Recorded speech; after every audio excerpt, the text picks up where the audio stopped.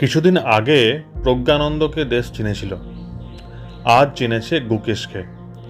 ভালো লাগছে দেখে, গর্ব হচ্ছে। আজ হঠাৎ অনেকের মনে এটাও প্রশ্ন জাগছে যে আমাদের রাজ্য থেকে এভাবে খেলোয়াড়রা বেরোয় না কেন? এরা সবাই দক্ষিণ ভারতের, পশ্চিমবঙ্গে কেউ নেই কেন? সূর্যশেখর গাঙ্গুলি বা দিব্যেন্দু বড়ুয়ার পরে আর কেউ নেই কেন? খুবই ভালো প্রশ্ন এটা। উত্তরে বলবো, উপরোক্ত দুজনের পরও বঙ্গে আরও অনেক অনেক ভালো প্লেয়ার তৈরি হয়েছেন। জেন জেডের মধ্যেও প্রচুর ভালো প্লেয়ার আছে। দীপ্তায়ন, সায়ন্তন, কৌস্তব, আরণ্যক, মিত্রাভ, এদের নাম কতজন জানেন? না জানলে জানেন নাই বা কেন? আমাদের মিডিয়ায় এদের কথা কেউ লেখে না কেন? কারণ কেউ পড়বে না। এইটাই সত্যি। এই রাজ্যে পলিটিক্স নিয়ে এত বেশি ব্যস্ত মানুষ, এখানে দাবা নিয়ে মাথা ঘামানোর কার সময় আছে? দাবার মধ্যেও যে পলিটিক্স, তাতে যে কত খেলোয়াড়ের কত ক্ষতি হয়েছে, সে হিসেবই বা কতজন রাখেন? তারপরে আছে আমাদের এখানকার মায়েদের বাবাদের মাইন্ডসেট। বেশিরভাগ প্যারেন্টদের মানসিকতা হলো, খেলছো খেলো, কিন্তু এসব করে বড়লোক হতে পারবে না। স্মুথ জীবন পেতে গেলে ডাক্তার, ইঞ্জিনিয়ার, উকিল হওয়া ছাড়া গতি নেই।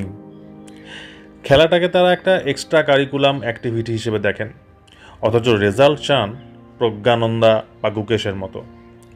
ভুলে যান যে ওদের মায়েরা বাবারা দাবাকে ধ্যান জ্ঞান করেছেন। সন্তানের আগেও তাদের অভিভাবক খেলাটাকে সাধনা বানিয়েছেন।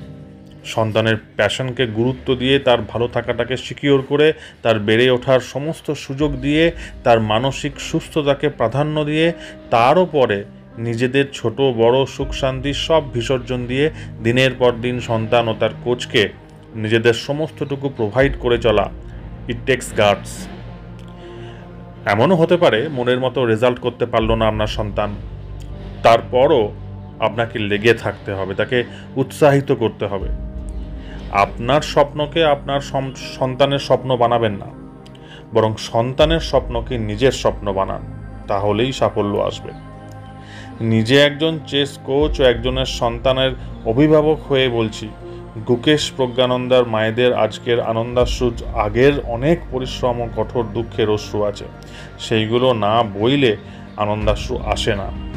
এটাই বাস্তব সত্য। আর রাজ্যবাসীর উদ্দেশ্যে বলবো, আপনার পাড়াতেই দেখুন হয়তো চেস প্লেয়ার আছে, তাকে উৎসাহিত করুন। সে টুর্নামেন্ট খেললো কিনা খোঁজ খবর নিন। ভালো রেজাল্ট করলে আনন্দ প্রকাশ করুন, খারাপ করলে মনোবল বাড়ান।